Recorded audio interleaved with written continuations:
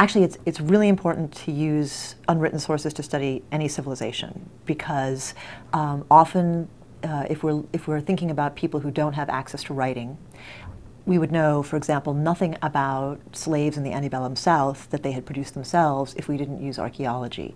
So even when we happen to know a lot about a period, it's really useful to look at images, to look at artifacts, to look at archaeological excavations, because they give us insight into things that people didn't necessarily want us to know about themselves, but which they've accidentally left behind. So a historical record which is produced by somebody who wants to give us a particular story about themselves can be very useful.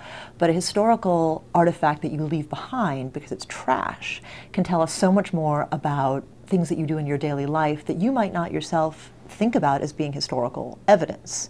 So, I mean, I bet even if you keep a journal, you don't record what you had for breakfast or how far you have to walk in order to get to work. And that's often the exact kind of minutiae that historians really want to know about your life. And you would actually only write about that if something went wrong and you had to somehow account for your day. So even when we know a lot about you, we want to know this stuff.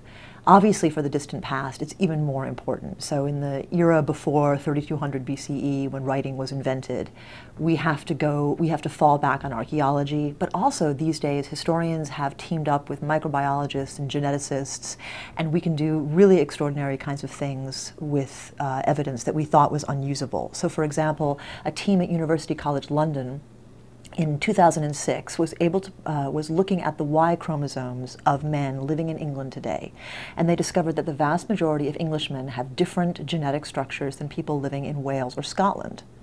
And they were able to hypothesize from that when the Anglo-Saxon peoples from Germany arrived in England in the 5th century, they may have practiced a form of sexual apartheid. That is, they must have denied Celtic men access to women. They would themselves have mated with these women, and eventually these Celtic men who didn't want to be living under the subjection of these Anglo-Saxon invaders would have moved to what we call the Celtic fringes of the British Isles. Anyway, this is the sort of thing for which we might have a little bit of chronicle evidence about the arrival of the Anglos and Saxons, but we don't actually have that type of historical evidence. So it's really the history of the future.